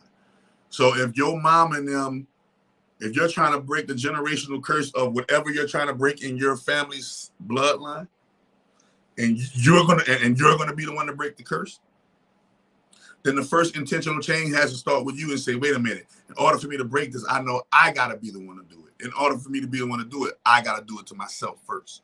So before I ever told you I was a health and wellness doctor, I was a health and wellness practitioner that healed incurable disease, I was the health and wellness patient that healed myself of incurable disease first. So I held myself accountable and said, hey man, you either gonna fold or crumble, or you're gonna become a genius like Hemotep and solve it and figure it out. Right? This is where we come from. We come from long lines of super genius caliber people. Now where the ball dropped and where we lost it at, that's debatable. But we've dropped and lost the ball and got to pick it back up. The only way we can pick it back up, it won't be through flesh and blood. It won't be through no damn guns. It will only be through the genius intellect and your ties and connections with the divine. And so when it comes to breaking generational curses, know that this is an invisible game and an invisible war. And in order for you to truly break a generational curse, you got to truly break the fucking shit that has cursed you in your life, and whether it's a vice, whether it's a habit that just can't seem to can't shake, whether it's the people you keep attracting, whatever, whether it's the health that you're trying to get with, right? But number one thing, health and wellness. Why? Because if your body survives long enough, I'm pretty sure you won't be making those same mistakes by the time you're 80, because I guarantee you, an 80-year-old is not making the same mistakes as a 40-year-old. But you gotta make it to actually 80. You gotta make it to actual 120, right? But we're not even making it to we're not even making it past 50 without needing a pill. So the way to break the intentional curse is first the generational curse through intentional change is number one. I got to, in order for this to work, I'm just talking about for those who wanted to actually work in their lives, and you're not just sitting there on the couch like, oh, I'm just gonna try this stuff and no, it's poppycock. No, real, you cooling, retarded drooling, and you say, all right, I'm about to really give this a try. In order for it to work and give it a try, you have to be the embodiment, the epitome of it. You have to be the walking textbook of what you're trying to preach. So if you're trying to preach health and wellness, your track record is through the fruits of your labor are going to show that you are that health and wellness guy or girl. If you're trying to preach fitness and working out, then your physique is going to show, working out that you that guy or that girl, right? If your genius is going to show how well you create businesses, then you're going to have a portfolio of how many entrepreneurs you created, because that's a real business, a person. Without the people, there ain't no business. So it's all about changing yourself, being the embodiment of the change that you want people, that you be preach. A lot of our black people, we go and we preach. We get the little knowledge, and the substance of the molecules. And back in the day, Noble Lee came and went to the man. Listen, don't none of that mean nothing if you don't know how to apply that to your life. Don't none of those stories mean anything if you don't know how to take the meat and potatoes from those stories and turn it into the meat and potatoes of your existence. You feel me? So how do you do that? You, number one, you correct yourself, and this is what they say: know thyself. And part of knowing yourself is knowing that we've been taught the wrong way all the way around the board, and we must unlearn what we've been taught and relearn it from a perspective of self-initiation, right? And when you do that, now you're making way long drastic changes, because you're changing the one thing that it takes to make change. What? The self, your body, your mind, your spirit, soul. No matter how many car clothes you got, that shit not gonna go with you when you go to the upper room or the bottom room. You understand me? You're gonna lay up there and you are going to live your life right now for what is meant to be right now. Stop worrying about the world. That's how you change the world. I gravitated and I attract black people's attention because I said, black people, y'all gonna catch on whenever y'all catch on. I still love y'all. Let me do this over here to the people who catching on right now. You see what I'm saying? So understand that's how you affect change, and that creates longevity. And now you're talking about it's a link chain, longevity. And now that intentional generational wealth gets being built. Why? Because you doing something that your mom and your dad and them didn't do. My mom and my dad and them didn't do this. So therefore, to the level that I'm doing it, like I told you. And, right. So that goes right to this question. So what have you intentionally done differently than the previous generations to make a better life? I mean, you got a wife, you got a kid. What have you done intentionally different from previous generations to make a better life for you and yours? So the number one thing I've done differently from previous generations is that I've opened my mind to the possibility of more than just my way. I've opened my mind and allowed myself to receive knowledges from everywhere, and in receiving those knowledges from everywhere and putting them together and being able to connect the dots, because now they're not opposers, they're a union. The knowledge is not opposing data, it is unified data. I was able to take that unified data of all walks of life and create a whole new algorithm. Okay, so the one thing I did was remove fear from my life to my previous generation. The previous generation, we come up under, they come up under a level of fighting to get certain equalities and fighting to get certain freedoms. Now that they've done that for me, now I pick up the baton and I say, okay, the fight is no longer in the street and marching with picket fences and what my predecessors did. That's over with. The battle is no longer on that stage.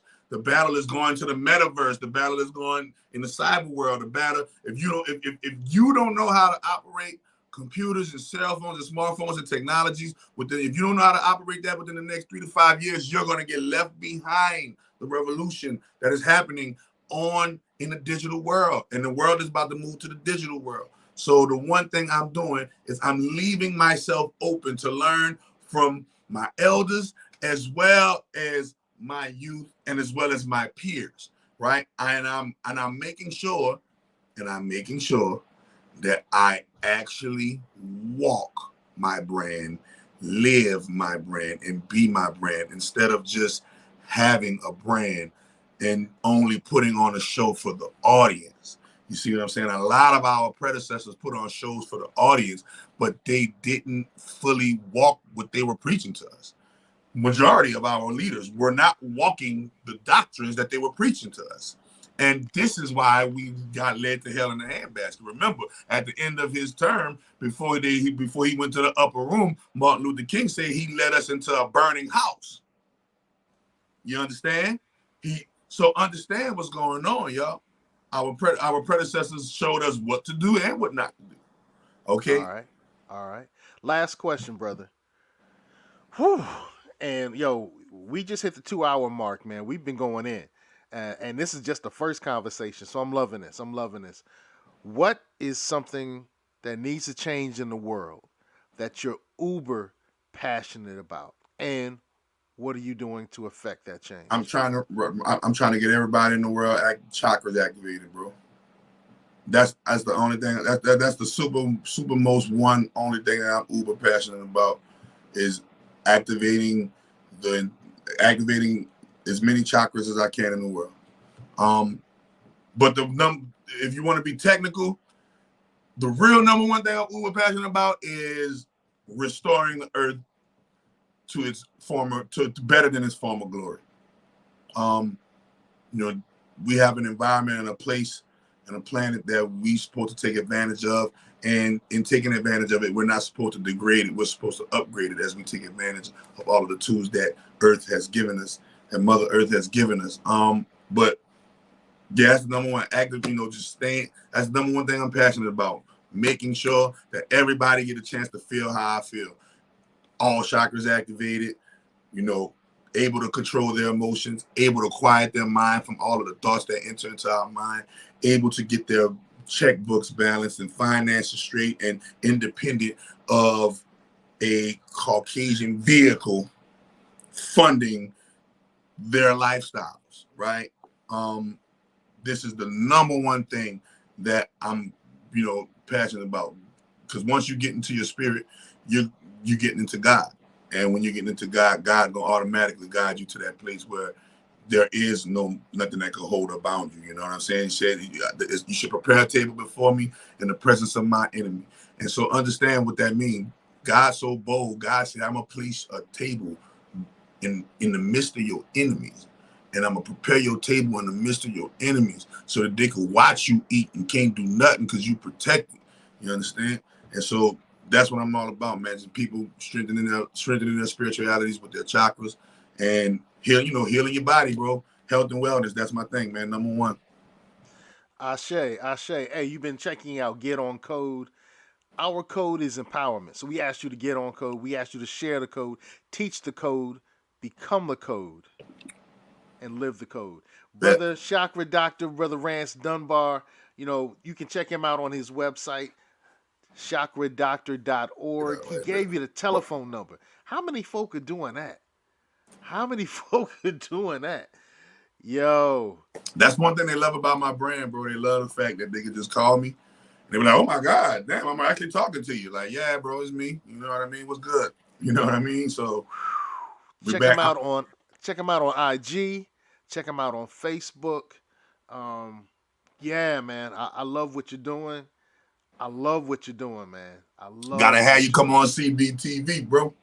Ashe, that's gonna happen. And we got to get you back because it looks to me like you can go. We can say, all right, Rance, go. Yeah, man. And I've been, like I told you, I've been in the cocoon for a while, man. And it's time to be the butterfly now. I've been in the cocoon perfecting. I tell people I've been in a hyperbolic time chamber like on Dragon Ball Z. In my hyperbolic time chamber, and I done perfected the craft, and now it's time for me to spread the perfection, man. All right. Well, Code Keepers, you had a beautiful 2 hours worth of mind-blowing, conceptual, intellectual, motivational, inspirational, educational. We can just go with it, man. The hot boy brought it tonight. He brought the heat. Man, I'm trying to have, man, y'all remember, man, he gonna be coming on my channel, Chakra Doctor TV.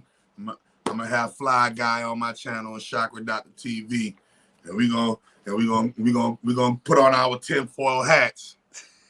and we gonna get it in, man. That's right. Put on the tinfoil koofies and we gonna make it happen. Tinfoil koofies all day, bro. I say. So hey, Code Keepers, stay on code. Stay on code.